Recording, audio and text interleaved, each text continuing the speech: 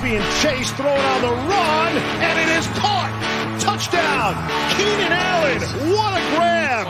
That's what I'm talking about. Hey, that's what I'm talking about. That's the warrior spirit right there, boy. Huge sack by Joey Bosa. 90-yard touchdown. 90-yard touchdown. It's going to be picked off at the 8-yard line by Derwin James. Herbert sets his feet, takes a shot downfield, has Guyton. Caught! Touchdown, Chargers! That's the greatest throw I've ever seen. Bolt fam! We are just 19 days away from the Joe Ortiz and Jim Harbaugh Chargers draft debut. And how exciting is it? I'm Andy Prophet. Welcome to the Thunder Down Under Chargers podcast. It's good to be back, fellas. I'm joined by Alistair Lloyd and Jack Reed. It's exciting time for the Chargers fans. How are we both doing? How are we feeling? Very well, and it is so good to have your voice back on the start of the show. So wonderful to see you back. You have been missed, but just in time for a wonderful series of shows leading up to the draft. So thank you for coming down, Andy. I know that being a new dad is tough, but you're back amongst other things as well. So awesome to have you back, sir. It's not much changes for me, man. Just, sitting back, either of you two swapping the host roles and nailing it. But man, we've missed you. And what a show to come back for, mate. This is all that hard work, probably the most prep we ever do for shows, these draft ones. So I can't wait to discuss it with you both. I appreciate it, guys. Thanks for stepping in. Thanks for your lovely words and your support, both on screen and on the audio and outside of it. It's definitely been a very high and very low kind of last little while. I'd also like to reach out and say thank you to all the listeners and fans for showing your support as well. It's been absolutely overwhelming. The guys have thanked you on the last show, but from me and from my family as well, love it. Thank you so much. Folks, today's the first of a two-part show. As Al said, it's probably the most the work that we do. The three of us are going to be looking at the Chargers' current roster and the state of the defensive side of the ball. Of course, the draft prospects on the defense, and go through each of the defensive groups. Our esteemed colleague, draft guru Al, who has sapped every waking moment in the last few weeks and months, going through the film to give us and you all as listeners a very healthy breadth of knowledge on who's out there, where they might hear their name called, and most importantly, why or why not we think they'd be a good fit for this new and improved Chargers roster. Guys, before we kick off... Can you see the bags under the eyes, or...? No, they don't exist. You're a vampire of sorts. Don't let him out in the sunlight, and don't feed him water after midnight. Before we kick things off, if you're joining us on YouTube, folks, just please take the second to hit the subscribe button to our channel, like the video. As we said, these two episodes take the kind of most work, and we really enjoy doing it. We're growing our knowledge on college football as we go. So, look, we'd love to hear back from you as well. We'd love to extend the discourse. But look, we want this workload to get to as many Chargers fans as possible and really ramp up the level of excitement heading into the draft. So thank you in advance. Just quickly before we do get into the defense and where things sit at the moment and how things might look in a couple of weeks, we just talk quickly about the most recent player signing. Ben Mason, former Ravens tight end, has come across. We see the connection immediately. Might fit in to a sort of in-between fullback tight end role for Greg Roman or G-Rose offense. The team has also released some awesome press conferences with Jim Harbaugh, Ben Herbert, and Hayden Hurst, all of which, for me at least, were very impressive. Got the juices flowing. And as of about 4 hours ago, I saw on Instagram, Jeremy Fowler and our friends at the Guilty as Charged podcast have released that the Chargers are showing genuine interest in Chiefs wide receiver, former Packers wide receiver, Marquez Valdez-Scantling. So,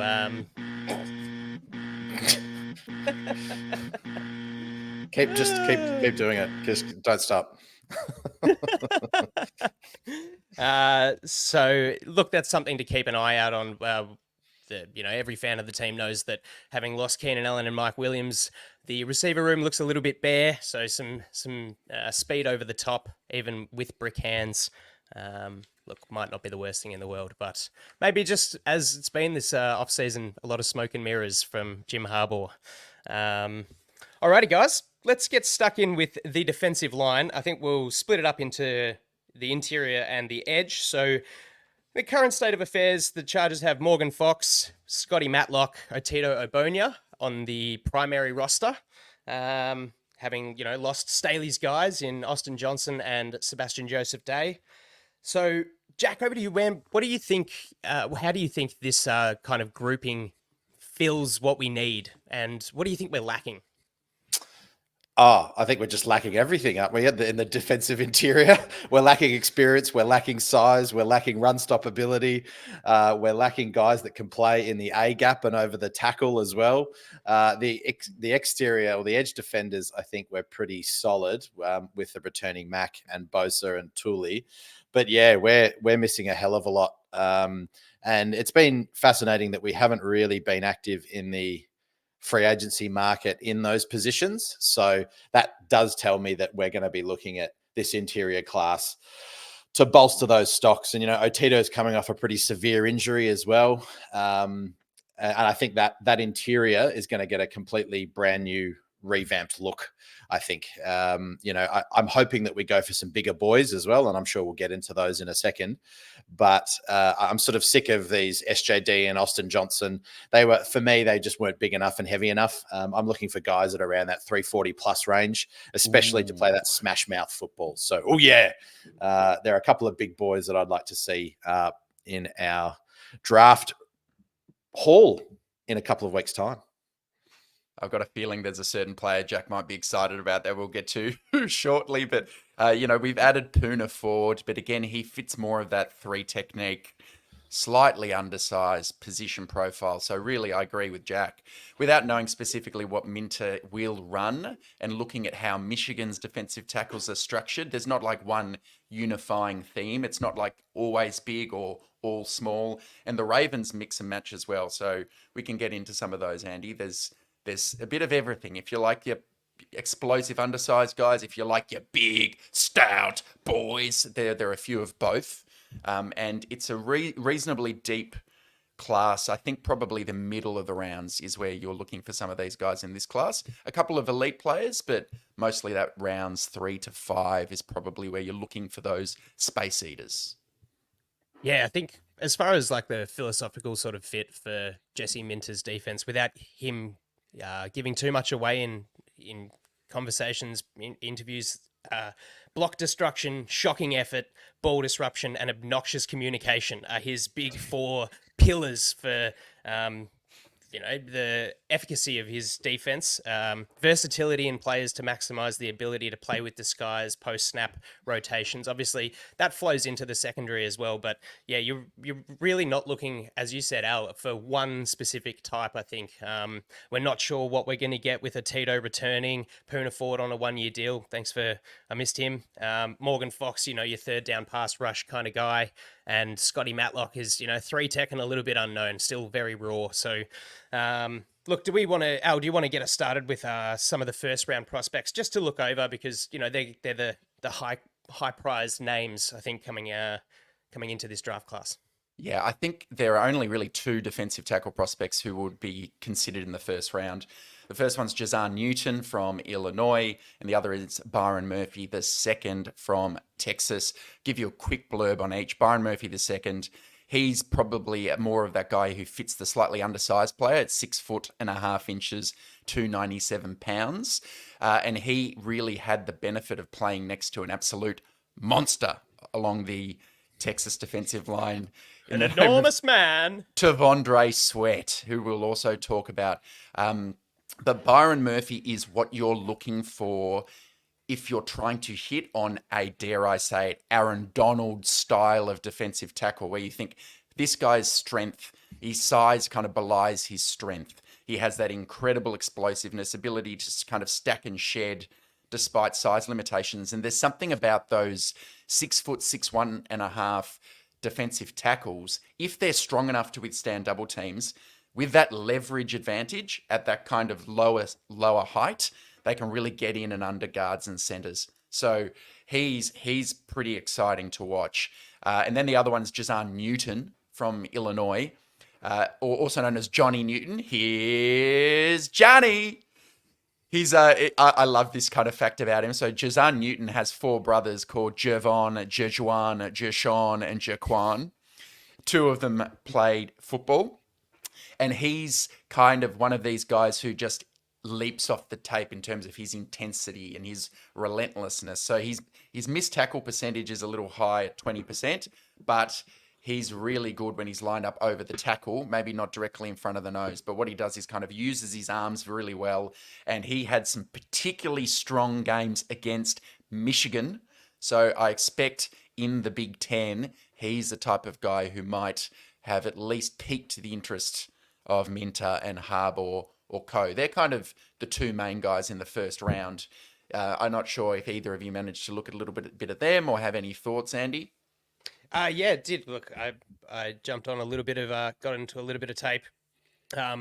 Both sort of similar guys. They're just relentless. Newton is in particular. He's got a fast first step. His feet don't stop. His motor doesn't stop. He'll really shoot the gap well, get into the backfield. Like you said, he does have the tendency to sort of miss a few, sort of overstep on a couple of those tackles. But look, he gets that pressure in straight away. 84 pass rush grade, 77 in the run game. So look, it's pretty healthy stuff. Byron Murphy plays bigger than his size, I think it's fair to say. He was playing almost a few more nose tackle snaps than Tavondre Sweat, who we'll get into, which is just crazy considering the latter is 6'4", 366. So he's a freak athlete. He tested really well, 83rd percentile for the 10-yard dash, 91st for the 40-yard, and in the 80s for the vertical and broad jumps. So you're getting a real athletic machine in there. Doesn't have necessarily a deep set of pass rush moves, but look, I think if you're absolutely desperate to hit on one of those guys in the first round, then you're getting a guy that has potential to go some places in the NFL. The only thing I'd suggest is that it's fascinating, the Aaron Donald effect and what it's done to have these guys highly prized. You know, PFF have got Newton at 8 and Byron Murphy the second at 13. I think we've got to be really careful, and teams possibly understand this, but Aaron Donald is a once in a lifetime draft prospect as well.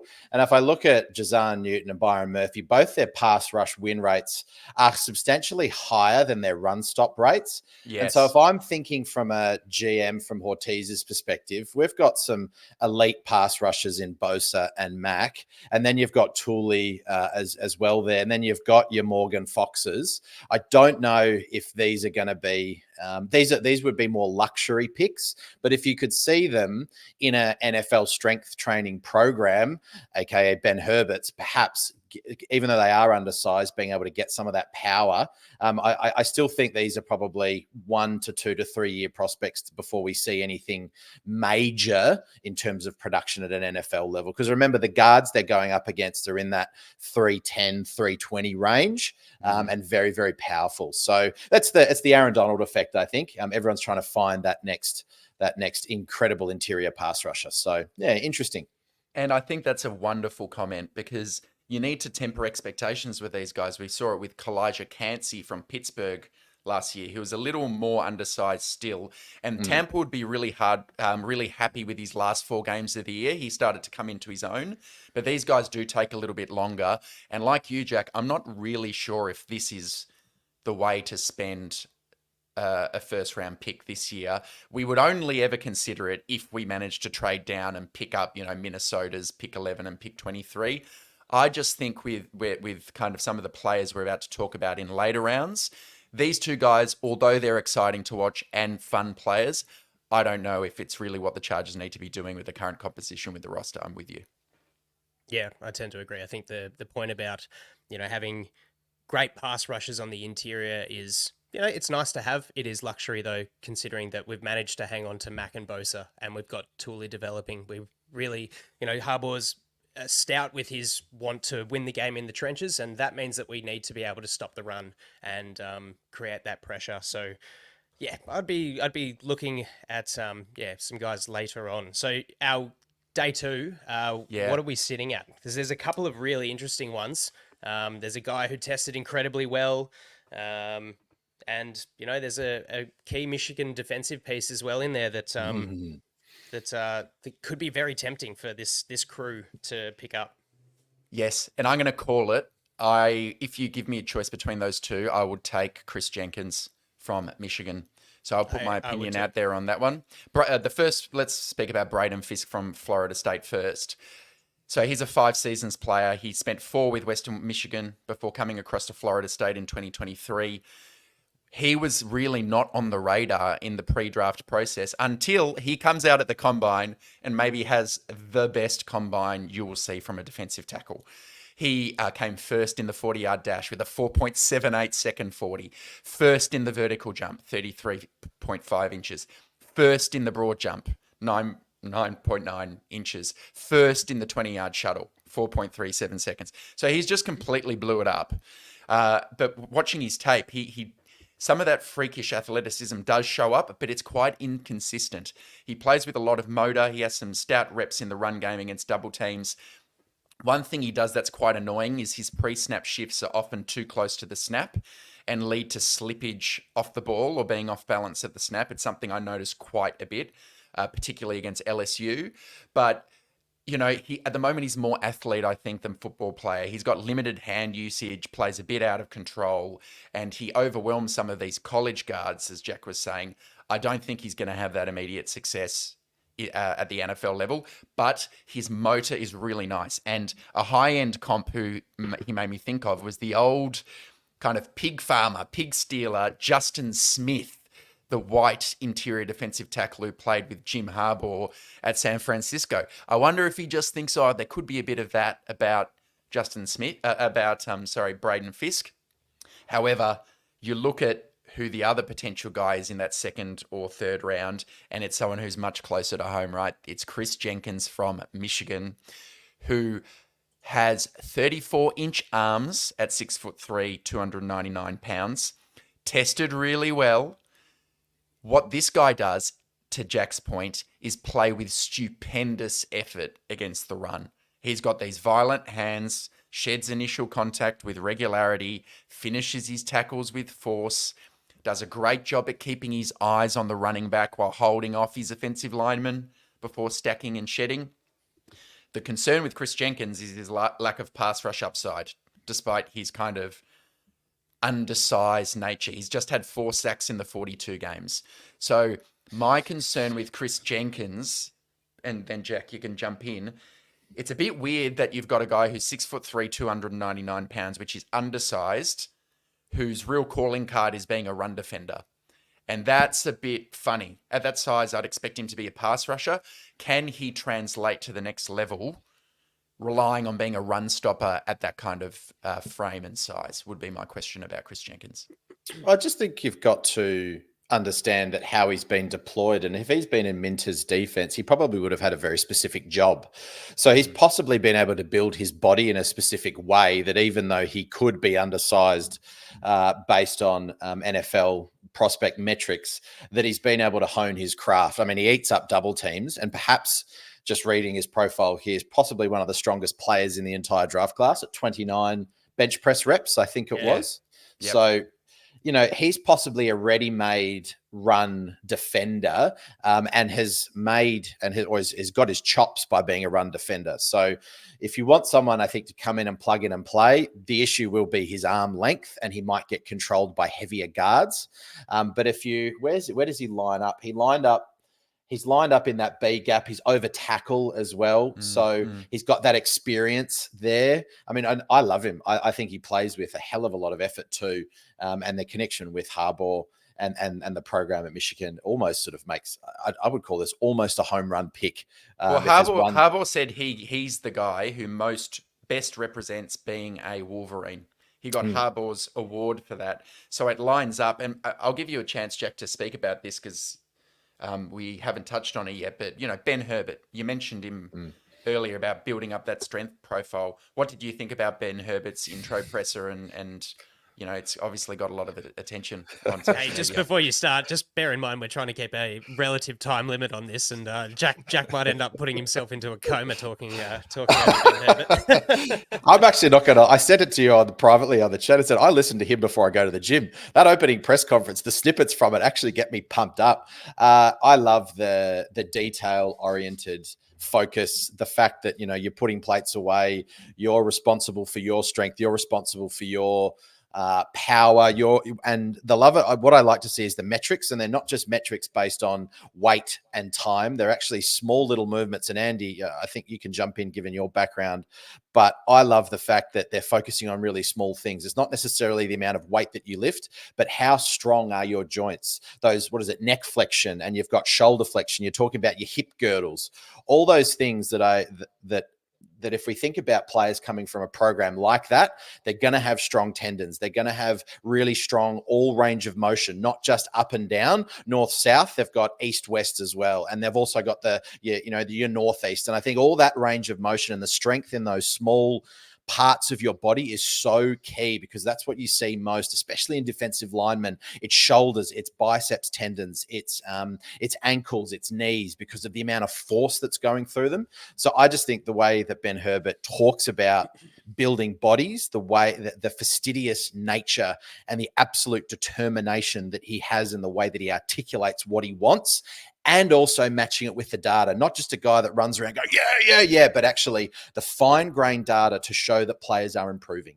That is such an important factor in any organization when you're managing people, is to be able to go, where were you last week and where are you this week? And we're not just looking at games. We're not looking at sacks. We're not looking at this. We're not looking at PFF grades, but let's focus on you. What can you do in the gym to get better? And I just love it. I absolutely love it. I would love to go and work in his gym. And I'd love to lift in it too, because I reckon I'd cream up. It'd be awesome. You'd be hitting some PBs for sure. Yeah, we can talk about my bench press later, but that's all right. I don't need to add too much, because you're spot on, Jack. I think, and bear with me, Chargers fans, because we've been burnt by this phrase over the last 3 years. But it's his focus on the fundamentals. It's not necessarily how much, as you said, Jack, how much weight you can move, but relative to yourself. So it's not overall grading, but this is your baseline strength, and this is where we'll get it to. The talk about, we're not going to try and break you, we're going to train you so you cannot be broken, is sustenance that has just not hit my ears from a Chargers press conference in the years that I've watched the team. So incredibly powerful stuff, pardon the pun. But yeah, look, he'd have me running through a wall, that's for sure. Just back to Chris Jenkins, I think the big knock, 99th run stop percentile, but I think the big knock, or the big question, is 34-inch arms, 78th percentile measurements there, but his wingspan is only 78 inches, which is 40th percentile, and I think that might sort of impact his pass rush deficit, if you will. But look, I can kind of see past that, because it may not be as super versatile in, being able to sort of do it all, but it's the old jack of all trades, master of none. He's more a master of one and dabbles in a little bit of the other stuff. So I still think that there's incredible value there. Knowledge in the system, can come in straight away and get to work, and is very fun to watch. And, that being one of the strongest guys in the draft never hurts, right?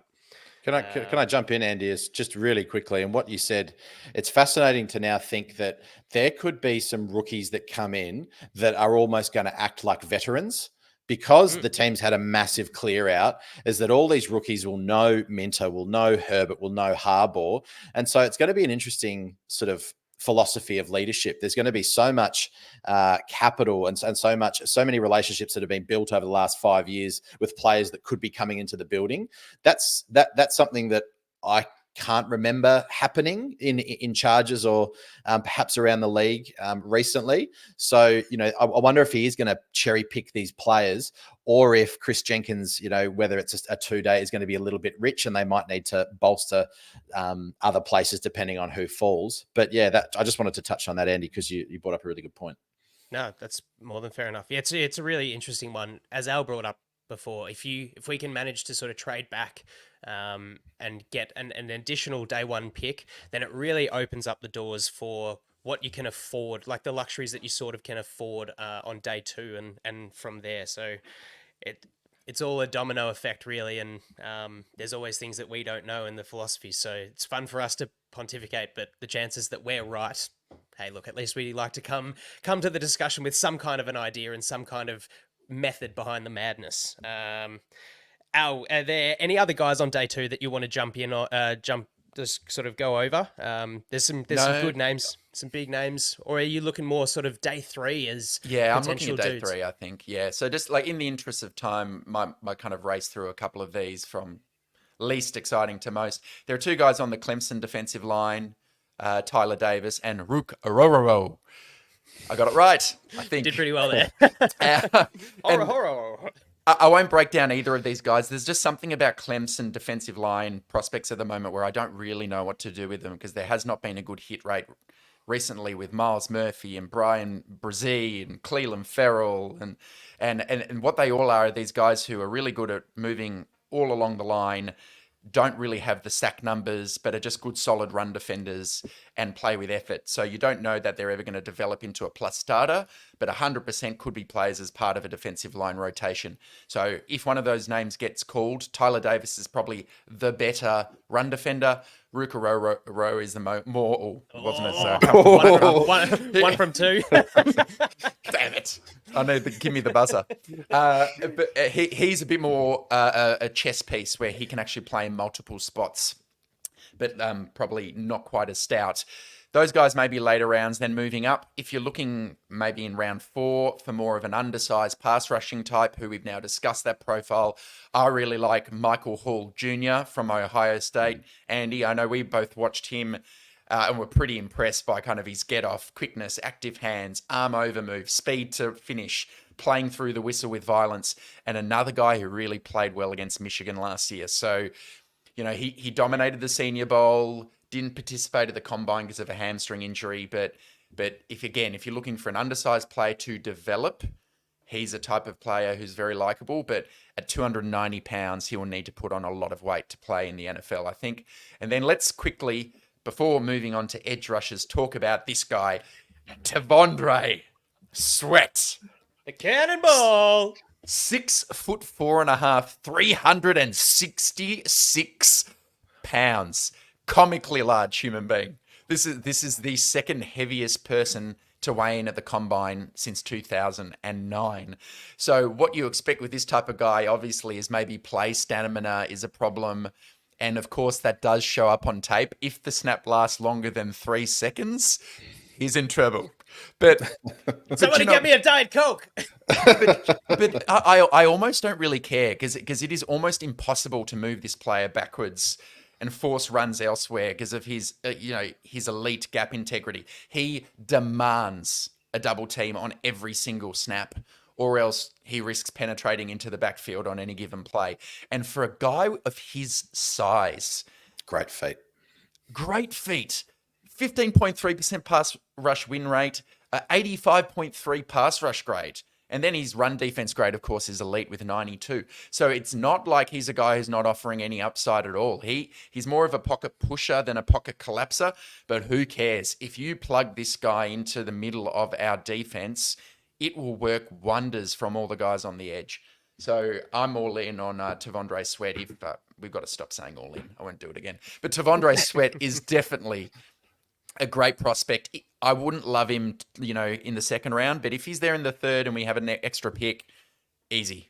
We'd have the best run defense we've had for a long time with him plugging that anchor. 5.27 for the 40 for a man that size is just that's astounding. He moving. The chat around him is that he really sort of improved his smarts from 22 to 2023.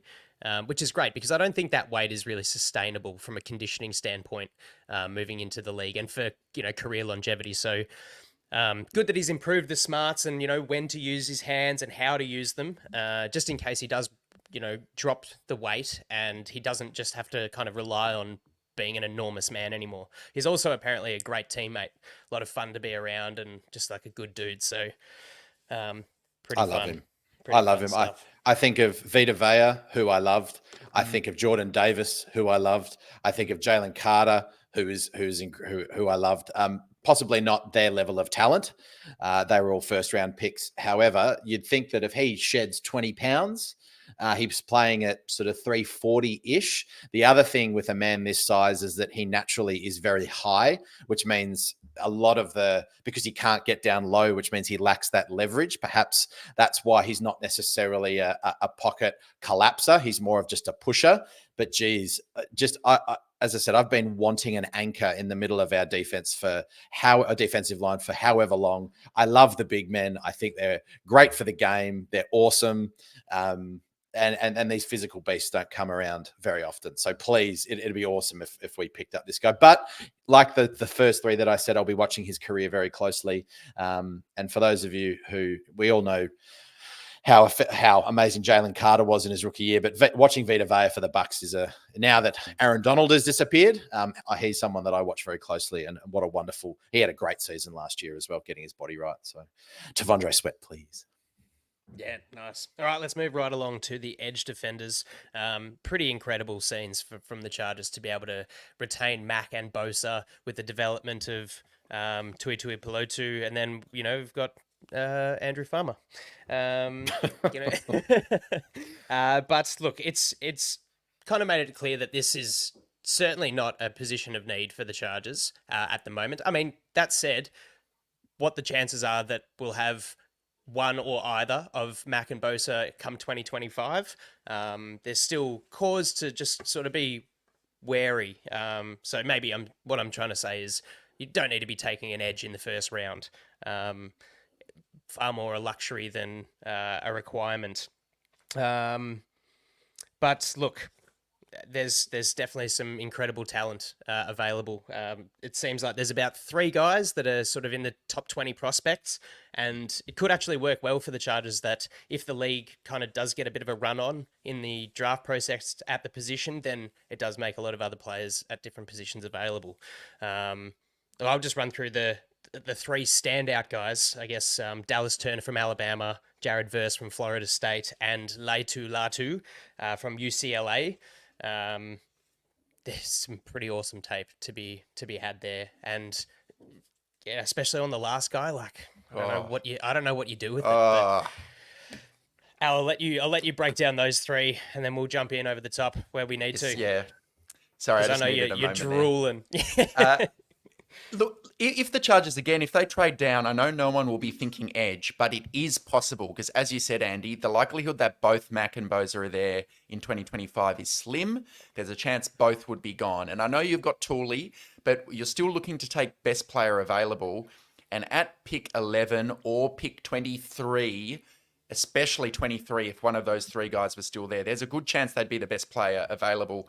I'm going to try keep the Spark Notes version of this. So Dallas Turner, and look, the way the edge position goes in the league, it depends what scheme you want to run. But the reason why people are going to love Dallas Turner is because when you look at the top 5 edge rushers in the league or the top 10 edge rushers in the league, they look like Dallas Turner. 34 and 3 8-inch arms, 5-star high school recruit. I won't reel off the numbers, but he finished first in the position group at 40-yard dash, 10-yard split, vertical jump, and then tied for 3rd at the broad jump. So athletic freak, and at that edge position, long arms really matter. They really do, plus your get off on the snap. And I know Dallas Turner had to bide his time playing behind Will Anderson Jr., but he really took his moment this year with 11 sacks and 33 hurries, 11 hits, and you can see he flashes a long arm move, a spin. He converts power to speed. So he is how you draw it up and why I think he probably goes first off the board, even though, like with Jared Verse, both of them leave a bit to be desired as run defenders, and it's probably why they're not in that top 5 Joey Bosa kind of Chase Young range. They do have some Khalil Mack. They do have some limitations. Jared Verse, I see, is a guy who reminds me a lot of Montez Sweat, who's now with the Chicago Bears. So he's just effort, bull rush, bull rush, bull rush. as a kind of quite large, strong, violent player. He actually used to be a tight end for Albany, but put on 40 pounds when he transferred to Florida State. Crazy. His dad built a gym and just jacked up. Wow. Okay. And it shows. He plays with really great strength. And he had 11 sacks, 36 hurries this year. Great pass rush win rate. So he's quite fun. Layatu Latu from UCLA is my favorite of the three to watch. But what do you do with this player, Jack? So he's 6'5", 259 pounds. The big alarm bells with him is he played for 2 years with Washington. And in the preseason, he had a neck injury, a broken neck, and he was medically retired. Had to have neck fusion surgery, spent 1.5 years out of football completely. Then he decides he wants to play again, transfers over to UCLA, and without question is the best pass rusher in college football over the past 2 seasons. And there is nobody who uses their hands like this guy. It is just elite. He's got this outstanding array of pass rush moves, really sets up tackles through the game. A bit like Tooley used to do for USC. They like to stand up their edge rushers even in the B gap over the guard. And when he does that, he's dominant. He's really good in the run game. So you're just looking at a guy where you say, what the hell do you do with his medical history? But, he's come out and clearly been the best player in college football the last 2 years. Does that concern you, Jack? Do you go, I'm staying away from it, or you just simply don't know? Sometimes when you have injuries, especially if they were a while ago, if you've done your rehab correctly, you can come back stronger. And if he's had a spinal fusion as well, it's always going to be an issue, something like that. If he's best player available, the one thing that I would say is that Jared Verse and Latu are about 2 years older than Dallas Turner. Dallas Turner is easily the youngest by quite a way. So it just depends. You'd expect that someone who's 23 and a half years old to be ready to go, especially at his height, 6'5", 265. Let me throw a question back to you, Alistair. These edge rushers are all taller than your average edge in the NFL by sort of an inch or two. Why are we seeing guys that are taller being so high in the draft? Why is that, do you think? Look, it depends on which edge rushers. There are some tall guys out on the edge. I think it depends on kind of the levers. That long arm really kind of helps, I think, for you to get your hands into the chest of the offensive lineman early. And now I think we're actually seeing a reversion to bigger edges as offenses have gone back to running the ball a little bit more often. So I wouldn't be surprised if we're seeing a bit more of that type of pass rusher come out. Dallas Turner's not quite that height profile. He's more kind of speed rusher on the outside. But Latu and Verse, they're definitely bigger boys. Both a lot of fun to watch. I just don't know if we'll pick either of them. I'm surprised, Jack, you didn't just feel a whack of PTSD with the neck injury, as your love for Leighton Vander Esch. And Luke Kuechly indirectly thought it would have just been like, nope, can't do it. But it's a real hard one. It all depends on that kind of what happens with pick 5 and where it goes, because they're going to get snaffled up. The teams are just not going to look past what Latu has been able to do. I watched the game, the Bruins against USC and Caleb Williams, and man, he was just destructive. Like you said, Al, just precise, fast, deliberate handwork. He can just get around tackles. He sets them up with his bend and his corner, and he'll continue to get into the opposing backfield as he transfers into the NFL. Wow, but we'll see. Al, all right, over to day 2, man. Where are we? Is there anyone that you've sort of hit on here in your journeys? Yeah, there are plenty, but I'll just name one. And for the TDU crew, we've watched all of these players. So if there's anyone specifically you would like to discuss, some guys I'm not going to talk about, I watched Chris Bradwell, Darius Robinson, Gabriel Murphy, Jonah Ellis from Utah, who Steve Haglin's a big fan of. The one I'll mention on this kind of day 2 range, I'm trying not to be tempted. It's just because he's the most fun tape to watch, in my opinion, in this entire draft class, and it's Chop Robinson from Penn State. You just need to decide, do you want I'll tell you who he is. He is Nolan Smith from Georgia. He is Micah Parsons from Penn State. He is Hassan Reddick when he was in the league. Are you happy with a 6'3", 254-pound pass rusher with tiny arms is the question. But do you know what he gives you instead? He gives you 99th percentile speed. And this guy, all he does, his speed off the edge is total insanity. He doesn't change up his speeds really. He's just shot out of a cannon every single step. Minimal pass rush plan, next to zero pass rush moves. He just goes double hand swipe or club rip and just tries to beat the tackle to the edge every time. And his intent with run defense is pretty good as well. So I was mesmerized by this guy's tape. But against Michigan, they, being a heavier set old school team, they kind of just ran the ball in his direction and he really struggled in that respect. So I wonder about the scheme fit. And the other concern is for a speed rusher, he only had the 11.5 sacks in his whole college career from 30 games. So there's a bit of what gives. But if you like bright, shiny things, which sometimes is my want, it's pretty hard not to be excited by Chop Robinson. Yeah. Yeah, look, I tend to agree with you. I do get concerned by the sort of short levers and just sort of pigeonholing your skill set to an extent. But look, day 2 is probably the most likely, either round 2 or round 3. I didn't personally do a whole lot of depth in the edge position, so I'll take you at your word, sir, and not as Ben Herbert says, if I don't know anything, I'm just not going to say anything. Yes. Moving on to day 3, there's a couple of guys who would sort of fit in the bill of a depth piece. Jack, as you said in the sort of last position group, depth piece that can fit in nice and easy. There's before cutting out a bunch of other talented guys like Braden McGregor, Jalen Harrell, both Michigan edge defenders who, look, aren't perfect. I don't think there's any perfect prospect, but as a depth piece, great to come in, knowing the system, being able to sort of help Tooley in his second year in the league as well with Jesse Minter's defensive scheme.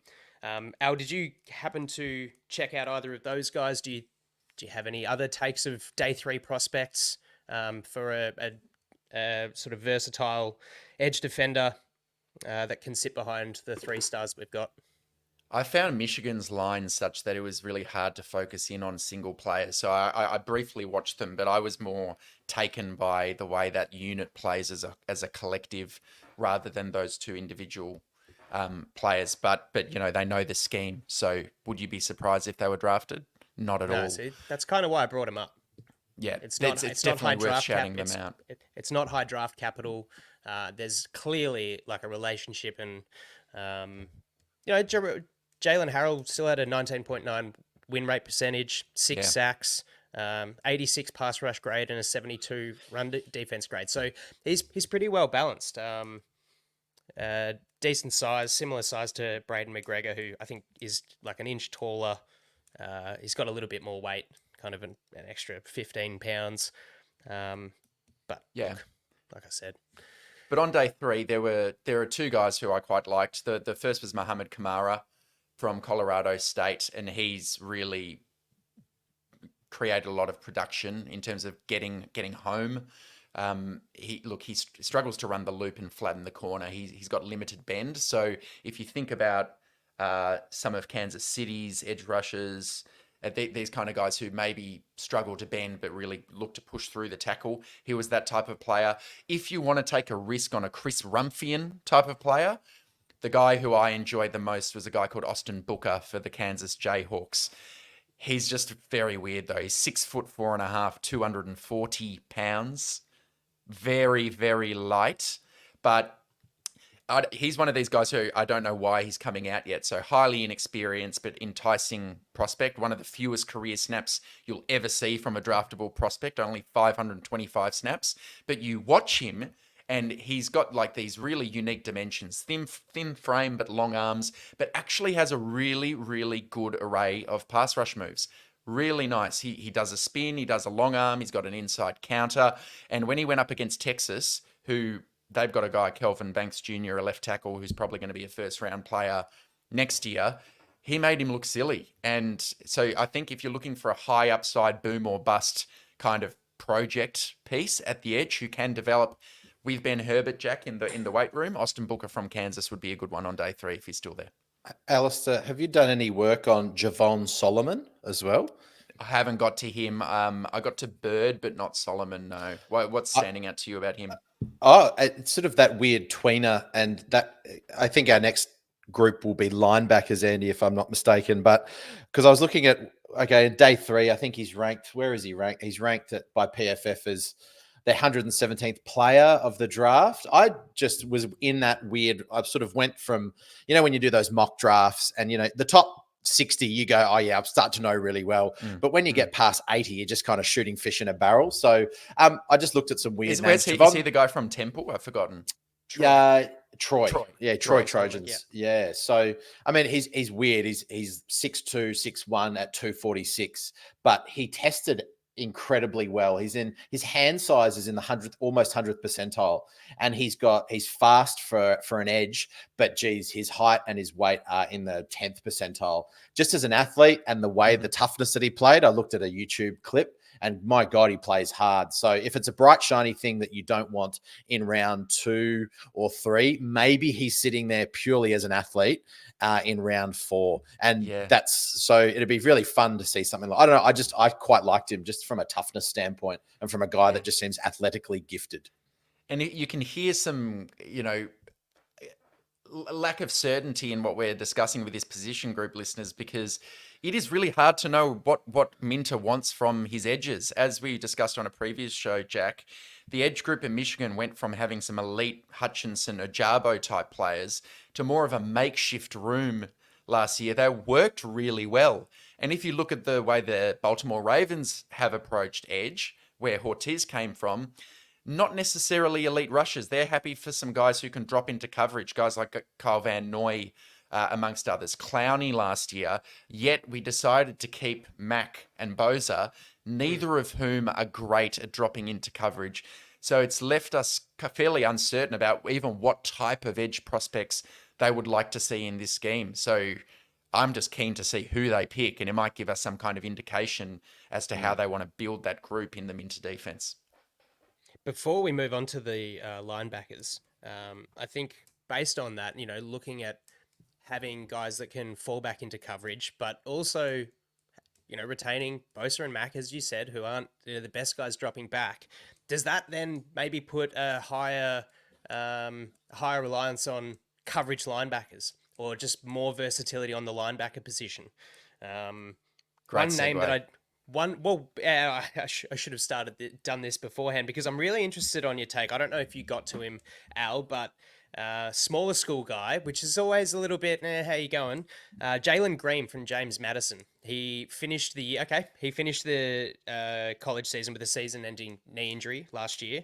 But at 6'1", 245, sure, smaller school, he led college football in both sacks and tackles for loss.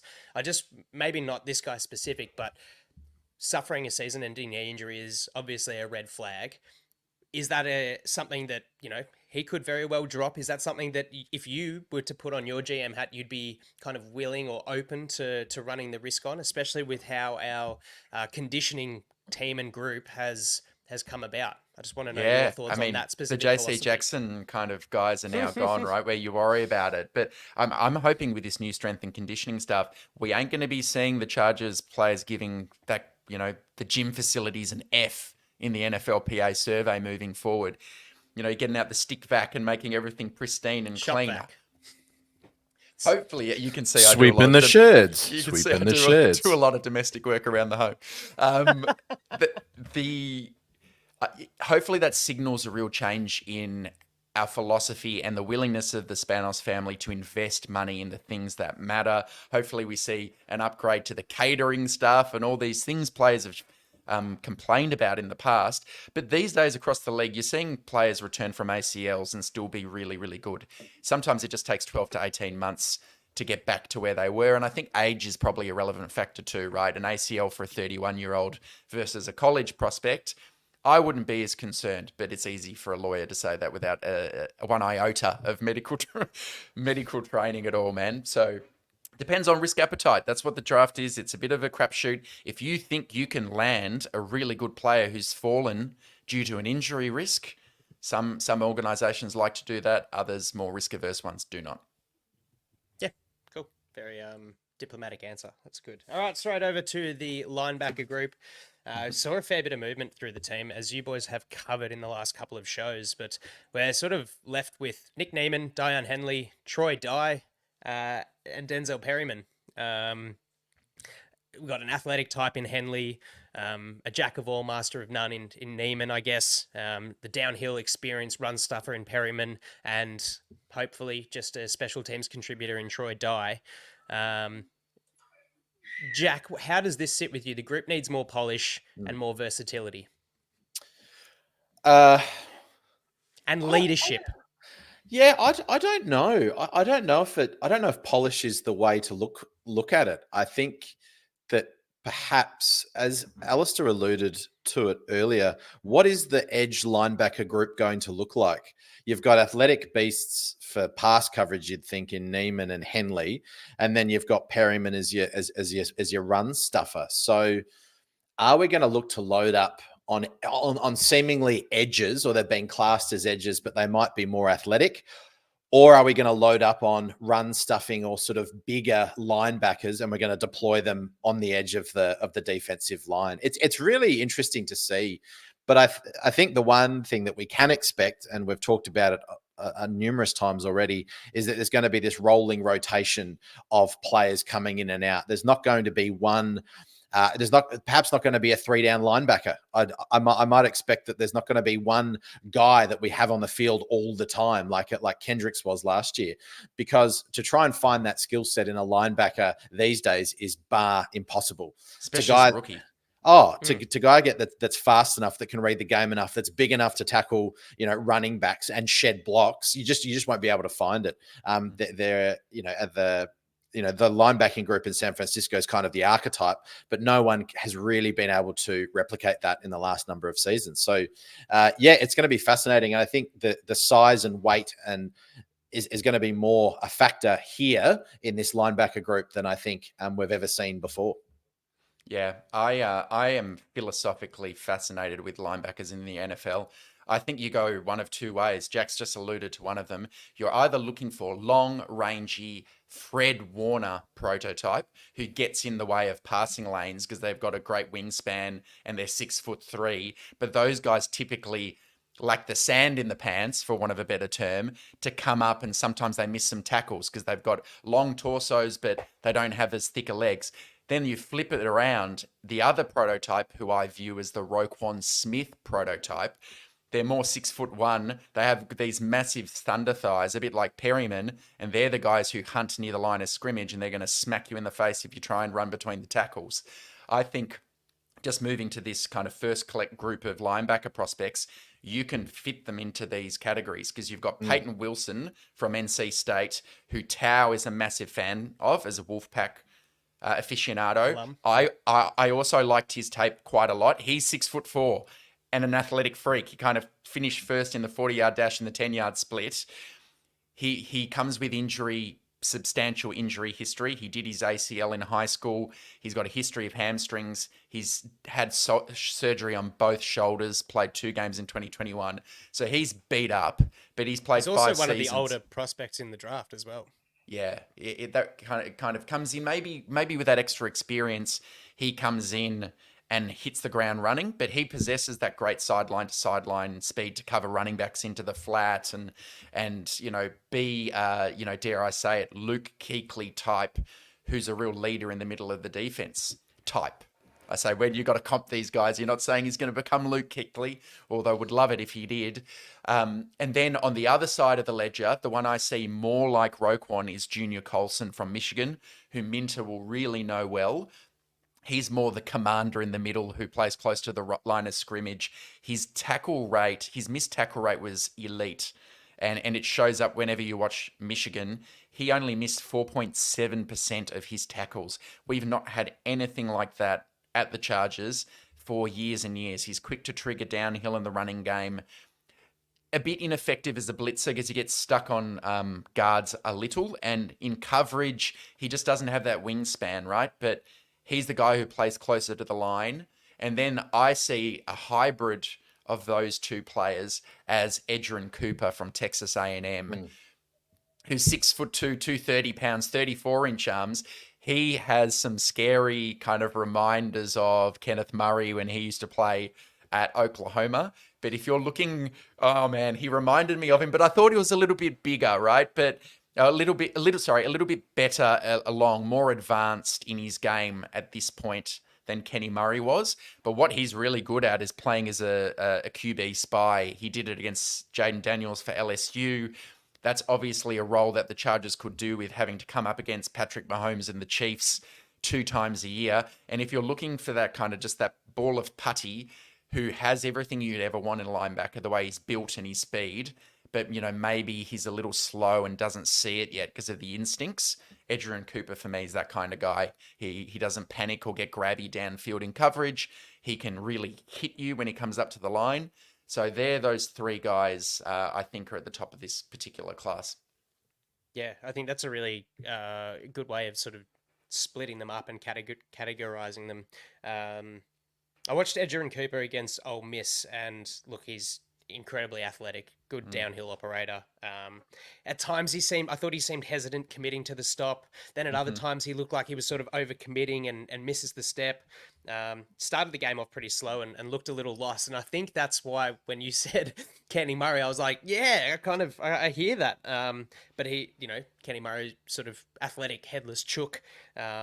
He does have a way better ability. Edgerrin Cooper has a way better ability to watch the quarterback, can get sucked in by the QB and sort of drift a little bit in coverage and sort of when he's in the middle of the field, not too dissimilar to Kenny Murray. Just drift in coverage, has incredible moments dominating against the run. He's got good lateral agility, change of direction. But yeah, small space coverage, you don't really want him drifting too far back into that. Obviously, there's the pros of Junior Colson. He's really not afraid to hit a block and he's not afraid of the contact. I do have my concerns over where probably Peyton Wilson will demand, or like he'll probably get drafted because teams will see past the injury history. Great prospect otherwise, but yeah, he's a giant and hard to know exactly what the focus and the philosophy behind the position will be. Well, question then, Jack, it sounds like you're not really on board with spending round 1, or let's say round 2 or 3 pick on a linebacker. Are you thinking maybe that's something later in the draft and the room's actually not too poorly placed? Or would you take one of these guys? Say if Colson is there with the Chargers' 3rd round pick at the top of the 3rd, pick 69. Do you reckon it's worth a flyer on a potential starting Mike? Well, it goes back to best player available, I think. And what has clouded my understanding of the room is that I've looked at the connection at linebacker from Michigan, and deep is Michael Barrett. I'm not sure. Have you done any work on him? And you look at his numbers. He's got an elite pass rush grade in 2023, but only played 69 snaps. His run defense and coverage grade are above average. So you can look at that and go, I think that's a piece that he can either obviously rush the passer or he's being used mainly in the box as well. I think you can get value deeper in this draft. And again, I think the higher pick of a linebacker, the more expectation is going to be on them to do everything. And whether that plays into the psychology of a linebacker, a la Kenny Murray, who we expected to be, 1st round draft pick to come in and make a massive impact. I think my guess that Minter is going to look for scheme fit and rotation through this group just by bringing Denzel Perryman back. I think is going to be very specific to run fits. And then you've got Henley, who's going to be very specific to pass fits. And remember, you've got Derwin James that's lurking around in that hybrid slot nickel role as well. So I think there's enough versatility there. What needs to happen is a boost, whether it's UDFAs later as well, just a boost to that group. And I think we're going to see a lot of rotation in the middle of the field, which I don't mind because it makes it harder to read. But obviously the quality of player you have is less. So it relies more on the coaching and the development there. I think that's what Minter's going to be doing at the linebacker position, because I don't think this class is particularly strong. Fair play. Yeah, I'm looking for proactivity over reactivity, to be honest. That's just my kind of that game awareness, situational awareness, but we shall see. All right. The juicy fruits heading into the defensive backs. The cornerbacks and the safeties lost Michael Davis to Washington. Currently, the team is poised with Asante Samuel Jr. as the wide receiver 1. Dean Leonard, Jasir Taylor, and Christian Fulton as our primary slot cornerback. I don't know. Do you agree with me in saying that the team has a glaring need for a CB1? Yes. Someone with a bit of size. What else, guys? Because I definitely have my thoughts on what I'm looking for a newcomer to this cornerback room. Al, what are your primary characteristics of an incoming cornerback? This, again, it comes down to philosophy. And I'm going to tell you right now, I have a bias, and it will probably be betrayed in my rankings for this position group, for the type of corners who I don't know Minter is interested in. I typically like your press man coverage corners who get their hands on you at the line and like to redirect the wide receiver's route, and they look tough and they help out in run support. And then you watch what Michigan did on defense, and they played zone at a very high rate. It's not even pattern match zone like Staley, where you start off in zone and then you change depending on the route distribution. A lot of them will just be straight up zone, so that if your man moves into a different part of the field, you just let him go and stay in your zone. So corners who are comfortable, can flip their hips and keep their eyes on the quarterback and trigger downhill on the ball. Those are the type of corners who might be of greater interest to Jesse Minter. And I'm going to push back slightly. I'm not even certain that the Chargers view outside corner as big a need as everyone automatically assumes. And the reason why I think that is because if you look at how the Ravens have structured their cornerback room, Marlon Humphrey was kind of their main guy who missed some time. But then the other guys in that room, like Brandon Stevens, a lot of them are not even household names. And they get a lot of pressure with their front seven. And they're quite happy, I think, surviving on the outside and playing more with 3 safeties, or having someone like Kyle Hamilton in the slot, who for the Chargers could be Derwin James. So I think the fact that they've signed Christian Fulton is telling you they might, maybe I'll be completely wrong and they take a first-round corner, but I don't know if they need to take a first-round corner. I think they need to take at least 1 corner and 1 safety at some point in the draft, but maybe they'd be comfortable doing that in rounds 3 and 5 rather than going for one of these blue chip prospects. So with that Alistair, said, yeah. Can I ask you a question then? So Sure. the highest ranked Michigan sort of safety cornerback is Mike Sainristil still. Are you saying that perhaps we have, and you look at his alignment, he plays in the box, he plays in the slot, he plays at outside corner as well, which is much, Derwin James doesn't necessarily play outside. At the next ranked Michigan cornerback is Josh Wallace at 219. Yeah. So that would perhaps show the metrics there in terms of the ranking, what value they do put on cornerback, which is Minter, which is not high. So would you be suggesting that perhaps the middle of the field and the top of the field is going to be far more important to them than the outside? Is that just confirming your point? We've got our Mike Sainristil still and Derwin James. And we've just bolstered up the outside cornerback with some bodies. Is that kind of what you're saying? Yeah. And I think it's possible, but I don't know, right? Like if you find a guy falling to you who you think is like a Jalen Ramsey caliber prospect, maybe he takes him. But I do think this scheme can survive with the way it likes to disguise and blitz quite a lot and have simulated pressures. I think you can survive. Like to just pick that name, Mike Sandersteele is one of my favorite players in the draft.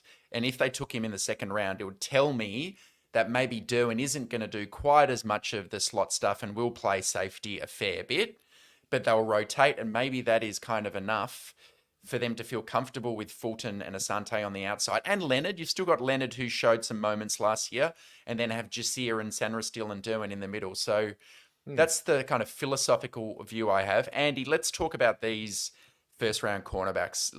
Have you managed to get to some of them? Do you have any kind of a ranking? Any guys you like or don't like? How about it?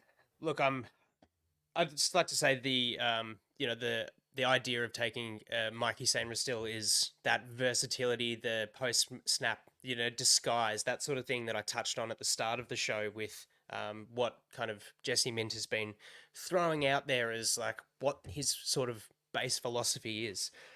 There's a lot of guys I really love watching cornerbacks, and there's a lot of guys in this class that are touted as day one, early day two prospects. Cooper DeJean, really versatile player, great instinct, great ball skills of a receiver. Quinion Mitchell, smaller school with Toledo, and sure, his stats were puffed. LU showed me the 2022 game against Northern Iowa. The 4 interceptions was probably some of the most ludicrous quarterback play I've ever seen. And it was clear, in 2023, quarterbacks learnt, just don't throw it to this guy because he's going to snaffle it up. So 1 interception last year, but then he balled out at the Senior Bowl and showed great ability against much better opposition. Nate Wiggins as well, pretty impressive. Terry and Arnold, Kool-Aid McKinstry, like those 2 Alabama guys. One took the load in 2022 in Kool-Aid and showed up. And then Terry and Arnold, who has just been flying up the board. Daniel Jeremiah almost has him as his top cornerback prospect because he got the attention and he came to play.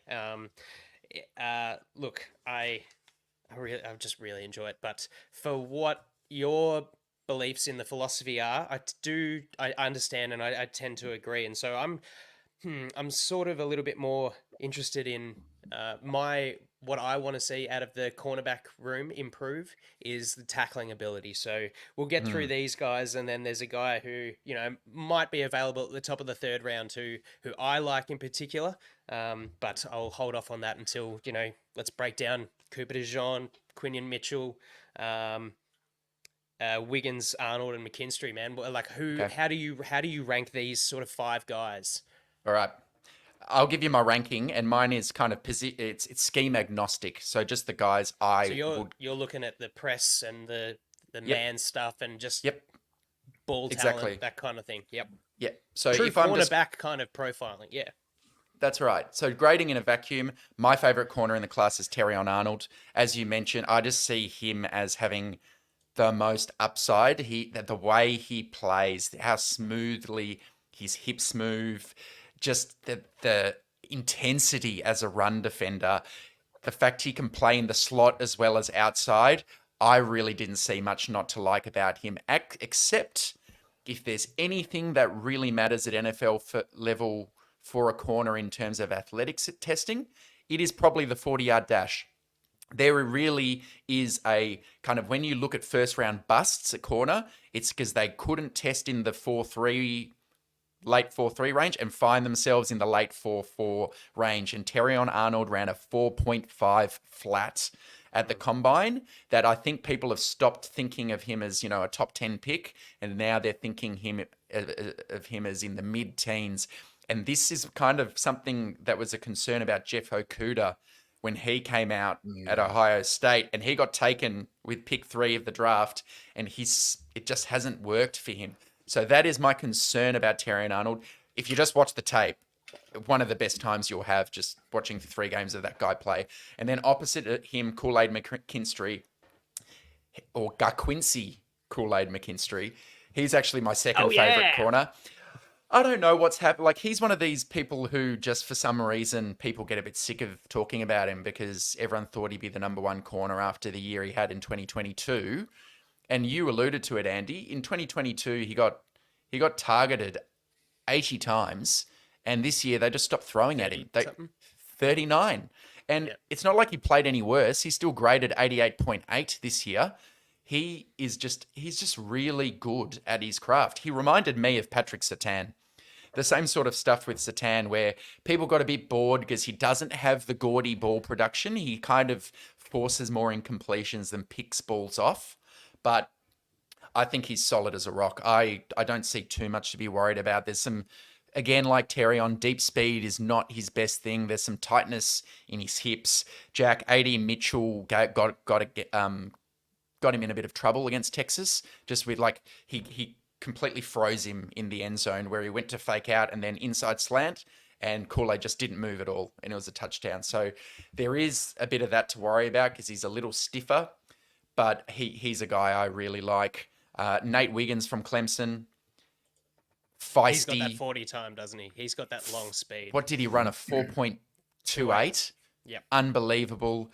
What's going to concern the shit out of me with him is I fell for Emmanuel Forbes last year, who did not have a good rookie year. And Nate Wiggins weighs 173 pounds, which is like bottom 5 percentile. Now, did he drop weight to run like the Dickens at the combine? Or is that just what he played at? Because he's 6'2". So he looks, and if anyone in this class plays like a shutdown corner in terms of feistiness, and coaches say he's got some attitude problems and described as a bit immature and is looking to fight and pick the ball off on the field, that's Nate Wiggins. He gets a little grabby and stuff, but geez, he's a game winner. He made multiple game-winning plays against North Carolina. He had a couple, Florida State. He had a couple. So he kind of fits in that range.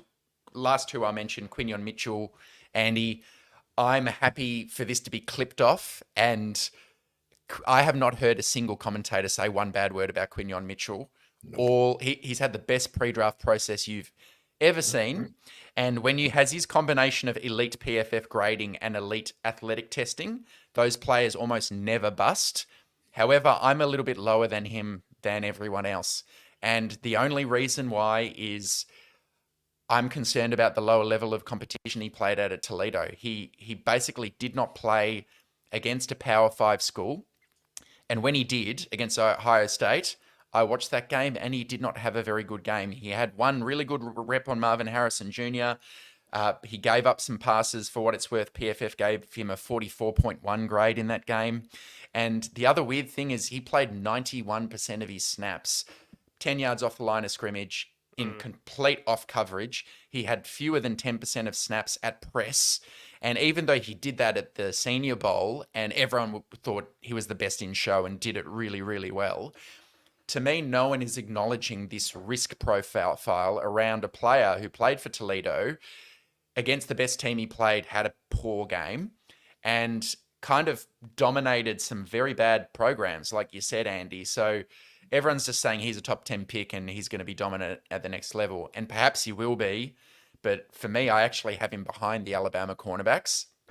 And I'd toss the coin between him or Nate Wiggins. I'd probably take Quinion just because of Nate Wiggins' thin frame. But Quinion, I'm just, I don't know, a bit more worried than most people. And you mentioned Cooper DeJean. The concern with him is that if there is any, is at over 200 pounds and being a white cornerback. It's not even that he's white. It's just like he has a bit of hip tightness when he's in bump and run coverage. And he's a really good straight line runner. But when he's asked to move downfield, you can see the change of direction sometimes gets the better of him. Is he better playing as either a slot cornerback or a safety?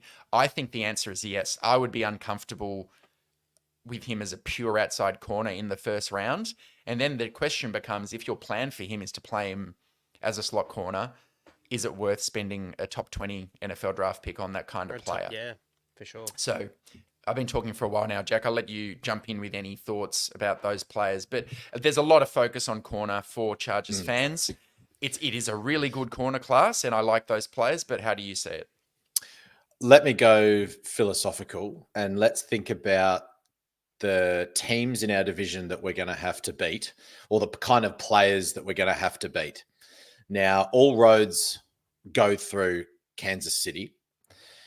The only time, well, a lot of the time, the losses for the Chargers have come against Kansas City have not been on system defenses, system plays. They have been on freewheeling, free thinking, absolute backyard football plays where Mahomes is able to scramble, Kelsey's able to get open, or there's some wiggle. And no matter what system that you're playing, it doesn't matter what it is, they're going to find the gaps. Now, when it goes to free base and free wheel, the players that are system reliant and don't have the athletic capacity to keep with these guys, you're talking about tight hips versus loose hips, speed, reaction. I think that's where we're going to have to see some kind of best player available at the cornerback. That's what I see. To be able to take something away from Patrick Mahomes, whether it's a receiver that he likes the most or at least one side of the field, I can't remember the last time we've had something like that. But you've got to try and strip things away from players that play outside, regardless of what the defense they have in front of them. So from my perspective, I think we are looking for best player available somewhere at the top of the second or even in the middle of the first, because a shutdown cornerback is worth their weight in gold. Do I believe any of these have like a Sauce Gardner profile? Possibly not.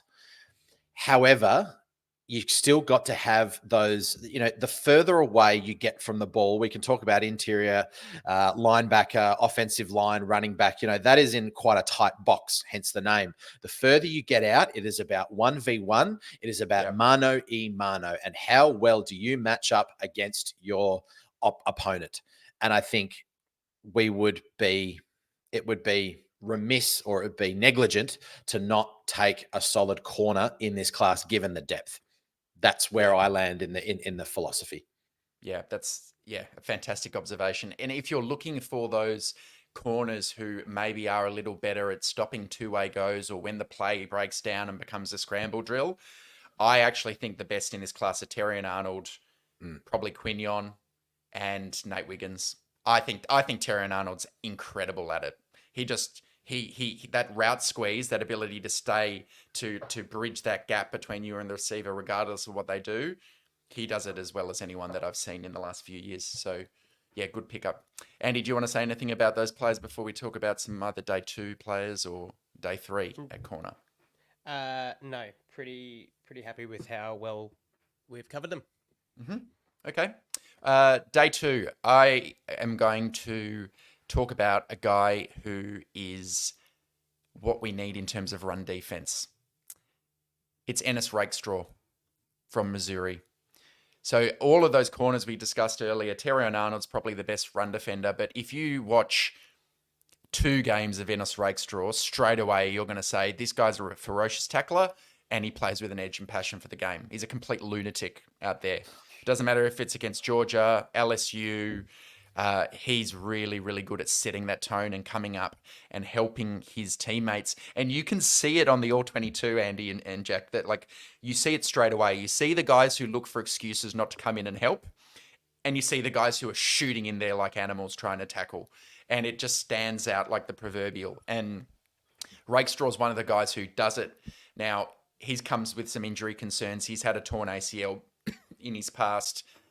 He's had a nagging groin injury and he didn't run super fast. He ran a 4.51 second 40-yard dash, but I like him as that run defender profile if you're looking for that type of cornerback in the second round. You don't think it's a little bit too much like Asante Samuel Jr., given his size, given the tenacity, given the rah-rah, no? Well, I think Asante's a terrible tackler. So that's my main difference with him. Like Asante is smaller, but avoids tackling or isn't very good at it. Rakestraw had, an 89 run defense grade this year for Missouri, a low missed tackle rate. I just think he's better at the skill. But I do acknowledge at 183 pounds and 5'11", you do think, why is this guy good at it? But he's just good at it. I don't know. At least he was at college level, but maybe that is correct. Something to acknowledge, that the step up in competition, maybe he won't have that sort of success. But he does have some versatility to play in the slot. He's spent time there as well. So a name to think about if you don't want one in the first round. It's too rich for you. Rakestraw in the second. And Kamari Lassiter's a guy of a similar profile. I won't talk about him. But again, if you're looking for guys who are a bit slow, but they're experienced and play with tenacity and were leaders on their defense, Kamari Lassiter for the Georgia Bulldogs is another one of those kind of guys. Yeah, Rakestraw certainly has that intent, which is far more valuable, I think, than ability. You can sort of you can train ability. He doesn't have the longest arms, sort of 70th percentile with 32-inch arms, but having that mentality to go in and especially in run defense and hit the ball carrier is it's not common. There's been a few guys that I've watched. Josh Newton, I think, is the one that comes to mind straight off. Where TCU? When yes, TCU. I watched his tape against Texas, and sure, he's up against Xavier Worthy, AD Mitchell, but the awareness that even if you're playing outside corner, just to be the teammate to come off the block and assist in the run game, even if the run gets stopped, but just that awareness, it seems like, oh, it's a run game, I'm going to take this play off. And I just saw that too much. And then when he was called up into action, his intent was there, his execution was poor hit work in coverage. But look, he's a sort of later day 3 guy. One guy that see, that's why I didn't like TJ Tampa from Iowa State, even though some people like him. I didn't really like Andrew Phillips from Kentucky as much, and maybe I've skewed too far the wrong way, because I think your coverage skill as a corner is still the most important trait. But having just signed Christian Fulton, who had a 20% missed tackle rate, and Asante, we've had multiple games finished against the Raiders, against the Jags, because he couldn't lay a tackle. I'm a bit scared of those kind of players. I feel like we need someone who can get in there and dirty. And your player, Josh Newton, TJ Tampa, Andrew Phillips, I just don't think they fit that mold right now. Yeah. One guy I do like who's sort of projecting as like an early 3rd, definitely a day 3 guy, is Oregon's Kyrie Jackson.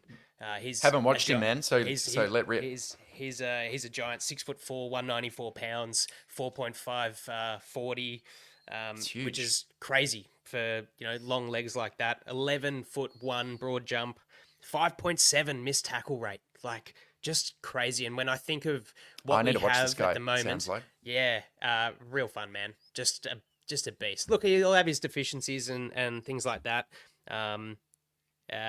He has great recovery speed, obviously. Needs to anticipate the route break a little bit better. But he's a physical player. He likes to get his hands on the receiver early and sort of force them off their line. I love that intention.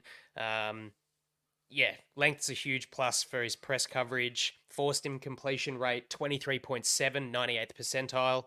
And his coverage grade at outside corner is in the 93rd percentile.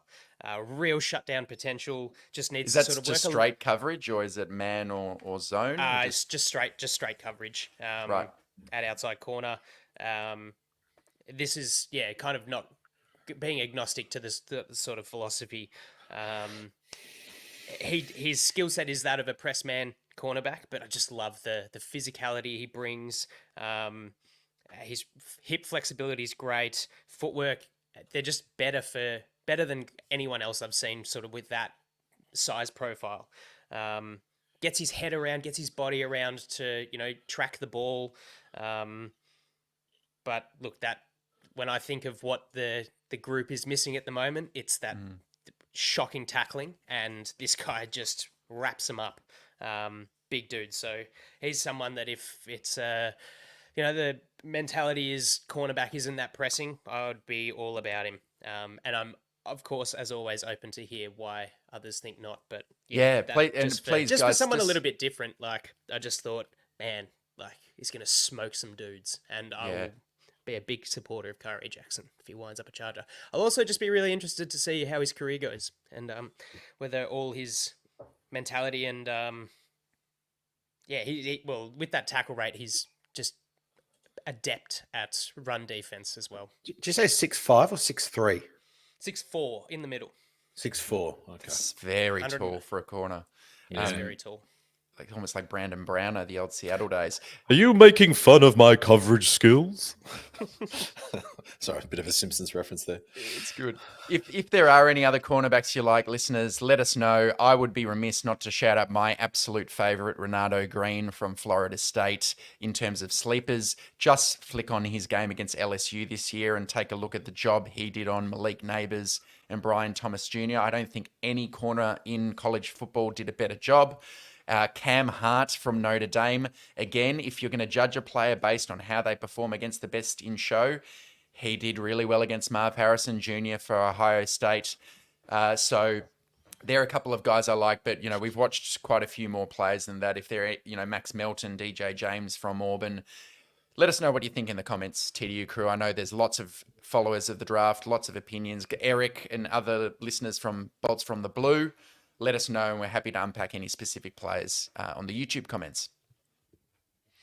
All right, I guess that leaves us with the safeties to round things out for today, guys. Thanks for hanging out. Yeah, it hasn't been the most riveting of prospect analysis, but as it stands, Derwin James, Alohi Gilman, AJ Finley, and JT Woods. We've got strong, versatile, strong safety, high football IQ, leadership with Gilman and Derwin. AJ Finley, used in the backfield a little bit, kind of in sort of three safety formations, more so the special teams. And we're really still unsure what the future holds for JT Woods. Missed a bunch last year with NFI. And guys, what do you think the team needs? I think for mine personally, a little bit more depth in the free safety kind of mold. Talked a little bit about Mikey Sainristil as that kind of Derwin James type where we can rotate them both, which would be great. Mikey's got that versatility, slot, outside, nickel, all that kind of stuff. So what do you think the team might look at? Al, you brought up that maybe the cornerback won't be such a pressing need, and we might end up, looking for maybe a guy in the third to fifth for the safety position.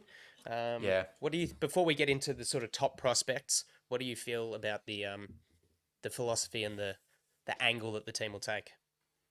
I mean, I think you're right. I think unless you want Alohi doing all the deep center field stuff, which I don't even think is his absolute strength, I think he can do it adequately. Just the team needs more bodies at the position because of the unknowns with JT Woods. They could do with one or two safeties. And if one of them is more of a, like you said, if one is a safety / nickel hybrid, a guy like Tyke Smith from Georgia or Javon Bullard from Georgia, who might have been my favorite of these prospects. There weren't many. Those are the kind of guys you're looking at. But I thought this safety class was really poor. I mean, the guys people are getting excited about are Tyler Newbin from Minnesota, Jaden Hicks from Washington State, whose tape I did not like at all. I mean, guys who kind of read the play a bit late, they're bigger safeties, they're looking to lay people out, but then you just look straight at their missed tackle rate and they're usually 15% or higher, and just don't really have the instincts that you're looking for elite safeties. I mean, you just compare it to someone like Brian Branch last year, or even how Sainristil is. Jack, you were saying just how he sees it. He knows where the ball is going. And I think that is kind of the most important trait of a safety. It's not necessarily how quick you are from A to B, because if you see it late, like JT Woods in his first few games, Andy, it doesn't really help you out at all. So I don't know. There are some guys in this class who I think could be okay, like Cameron Kinchins from Miami. Yeah. Might have been the one guy I actually quite enjoyed. I think he'll probably thrive better in a split safety system, but he had 11 interceptions across his career for Miami, so he was quite a good player. And then Kalen Bullock for USC. I mean, he's really good at the deep coverage stuff, but he's just going to terrify you if he's asked to tackle. And he doesn't think it's a problem either. He was asked at his combine interview, you obviously had a terrible missed tackle rate for USC. Do you think that's an area of concern? He was like, no, not really. So that's a bit of a red flag when the prospect's oblivious to their own shortcomings, isn't it? I'm the best safety in this class. All right. Any that caught your eye? I know a lot of guys talk about the Utah safeties, Cole Bishop, Sione Vaki, who's played some running back. Any guys you want to talk about, mate? Before we Can you still hear me just really quickly? Yeah, we've got you, Jack. Okay, good. You just don't have my video. Good. Sorry, Andy, you go. And then I've got something to say. Look, yeah, it's a balance between what I perceive to be a need. Free safety, Cameron Kinchins, like you mentioned, is a guy there.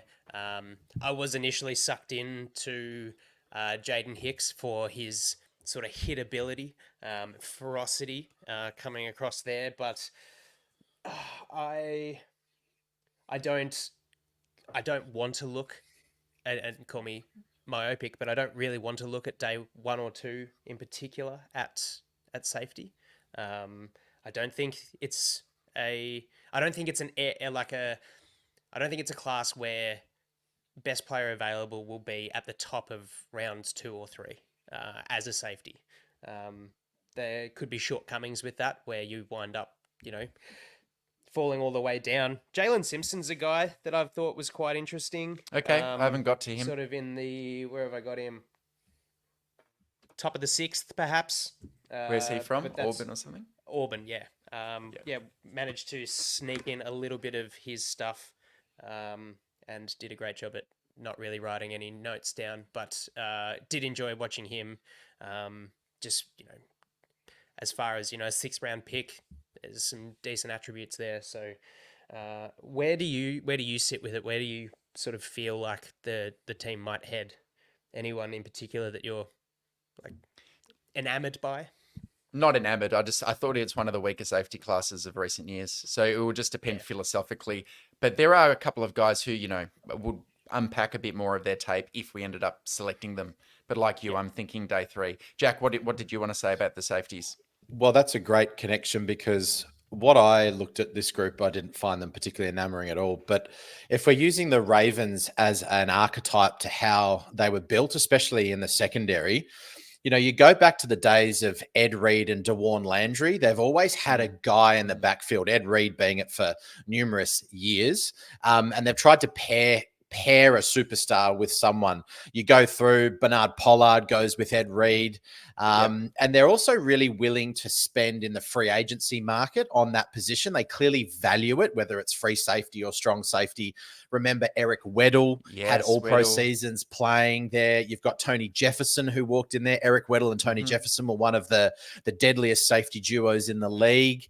And then after that, you've got some change there. But until they find a strong safety or a free safety that they really like, that is a top 10 talent, Kyle Hamilton being one of those, I can't see this front office investing any time in this positional group given the weakness of it. And because you've got ready-made safeties in Gilman with the re-signing of Gilman, and also you've got Derwin James there, I think they've got their pairing. That's who they want there for the foreseeable future anyway. And until someone comes along who is in that Ed Reed, Weddle, Kyle Hamilton, whether it's in the draft or as a free agent, I don't think we're going to see much change around there. And if you look at that history of how the Ravens fit the strong safety and the free safety, they were always bringing in someone experienced or a top tier talent. They weren't trying to find just bodies, because if you look at the cornerbacks comparatively, they're just names. They chop and change every year. So I really think philosophically that the strong safety and free safety is one of the places where they really like to fit those solid, all pro bowl players. And that's when that's where they spend a lot of capital, whether it's in the free agency market or in the draft. Yeah, Marcus Williams, probably another. I'm just thinking off my head too. So does that mean you're thinking maybe more Nichols, maybe more Sandra Steele, Javon Bullard, guys who can play that and a little bit of safety, but they're really, maybe you think they're happy with Gilman, Derwin James, and see if JT Woods develops perhaps? Unless there's someone, Sandra still would make sense because of the connection, and perhaps there's how long really can Derwin James, but how long will Derwin James play, right? Are you going to invest that amount of draft capital into someone who's not going to take the field because you've got 2 pros in front of him? I would suggest that there are other positional groups that are more important at this point in the rebuild or build, whatever it is. Yeah, I see your point, Jack.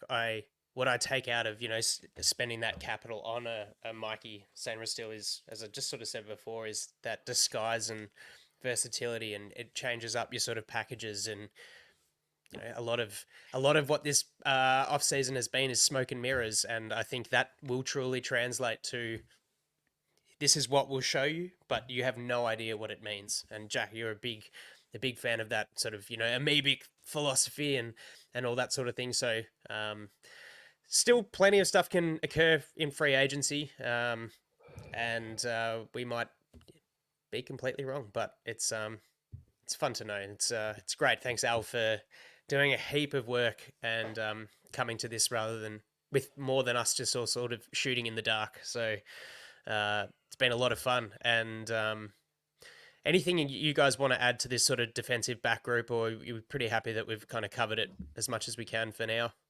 No, I'm happy with that. And I think this class as a whole on defense, I mean, I think a lot of listeners will be more excited, with the offensive show. Everyone's thinking about the, wide receivers, running backs. Let's talk quarterbacks.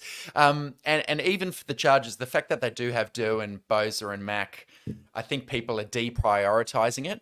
But I think this is the draft where they should really start to get some more of those building blocks on that side of the ball. It doesn't need to be early because I don't think a defensive player is even going in the top 8 draft picks this year. It's going to be a hit on wide receivers, offensive tackles, quarterbacks. For sure. But we need to rebuild the image of this defense with players who Jesse Minter likes.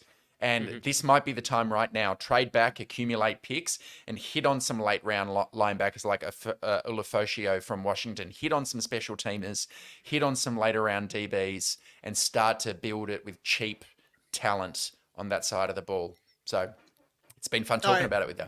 Yeah. One thing Sorry, I just wanted to bring this up. Now that the kickoff rules changed, how much do you see the value in special teams versatility to be, sort of present? Obviously, we've still got the punt occurring, but a lot of the defensive backs is like, has the ability to play as a gunner and like do all that sort of stuff. Do you see that there's a little bit less of importance on that kind of role? I'll let you go on this one, Jack. I guess we talked offline about how valuable. It's really hard. I'm not sure, listeners, you probably have no idea. But you can't see my face. My camera has frozen, but you've still got me on the audio. Yeah, I think that versatility, the change in the kickoff is an interesting one. And I think the one valuable thing that Tom Telesco might leave us with is Darius Davis. I have a feeling he might be an absolute weapon given his slipability and his straight line speed. Slipability.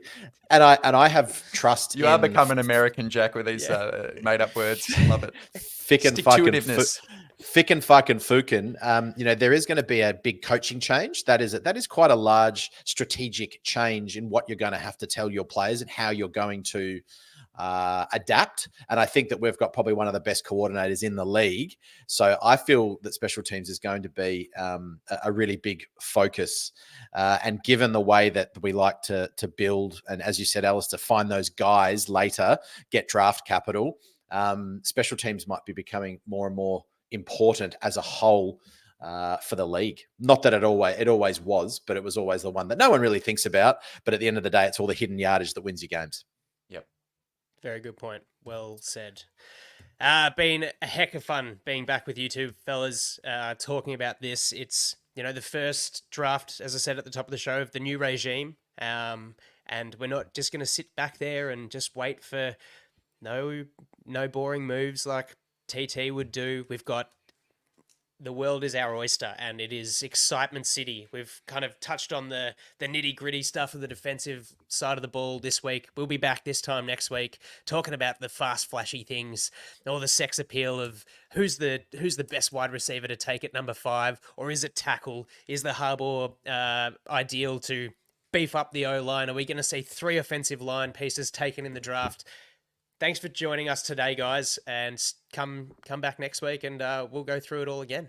Until then, we'll see you next time on TDU. See you later.